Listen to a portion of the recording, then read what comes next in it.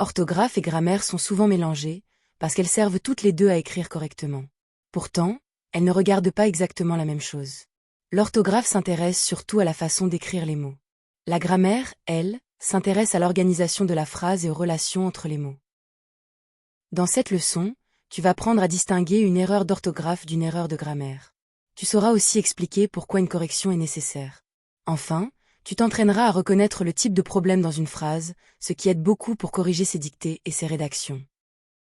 L'orthographe, c'est l'ensemble des règles qui permettent d'écrire les mots correctement. Elles concernent les lettres, les accents, les doubles consonnes, les terminaisons et parfois l'accord d'un mot. Par exemple, écrire « maison » avec un S au milieu serait une erreur d'orthographe, car le mot n'est pas écrit selon sa forme correcte. La grammaire, c'est l'ensemble des règles qui expliquent comment les mots fonctionnent ensemble dans une phrase. Elle aide à trouver le sujet, le verbe, les compléments, les groupes nominaux et les accords. Par exemple, dans « les filles chantent », le problème vient du lien entre le sujet pluriel et le verbe. Pour savoir si tu fais de l'orthographe ou de la grammaire, suis une méthode simple. D'abord, regarde le mot tout seul, est-il bien écrit?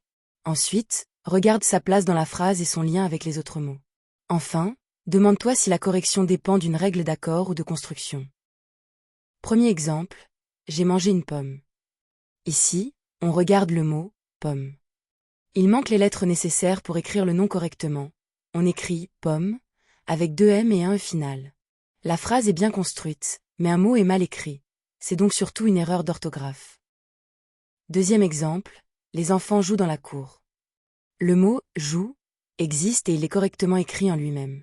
Mais le sujet « les enfants » est au pluriel, donc le verbe doit aussi être au pluriel. Joue. Ici, le problème vient de l'accord sujet-verbe, c'est de la grammaire.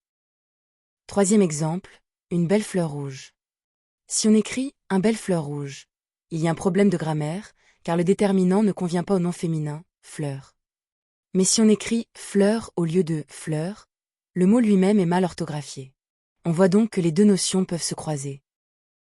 Le piège fréquent, c'est de croire que toute correction est seulement de l'orthographe. En réalité, certains changements viennent d'une règle de grammaire. Quand tu ajoutes un S à « petit » dans « les petits chats », tu écris une marque d'accord. L'écriture est visible, mais la raison vient de la grammaire. Exercice 1.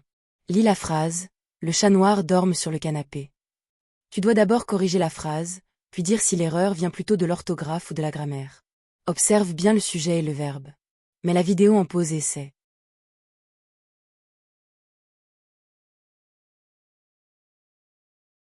La correction est « Le chat noir dort sur le canapé ». Le sujet, le chat noir, au singulier. Le verbe doit donc être au singulier, dort, et non dorme.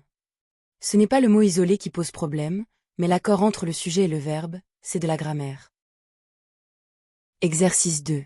Lis la phrase. Nous avons visité un château ancien. Tu dois corriger le mot qui ne va pas, puis indiquer si l'erreur est liée à l'orthographe ou à la grammaire. Ici, regarde d'abord le mot en lui-même. Mets la vidéo en pause et essaie.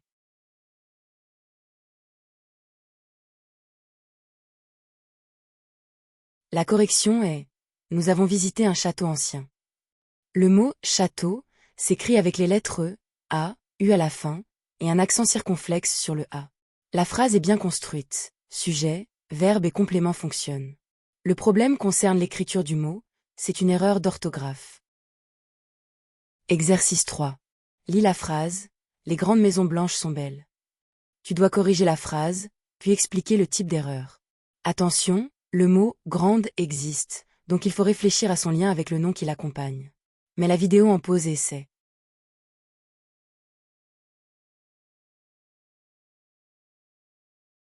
La correction est « Les grandes maisons blanches sont belles ».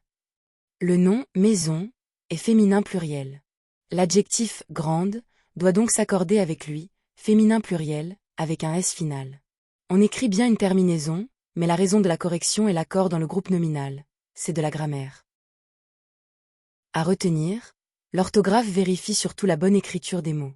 La grammaire explique comment les mots s'organisent et s'accordent dans la phrase. Une terminaison peut donc relever de la grammaire si elle dépend d'un accord. Pour corriger efficacement, regarde toujours le mot seul, puis son rôle dans la phrase. Bravo, tu sais maintenant faire la différence entre orthographe et grammaire. Cette distinction t'aidera à comprendre tes erreurs au lieu de seulement les corriger au hasard.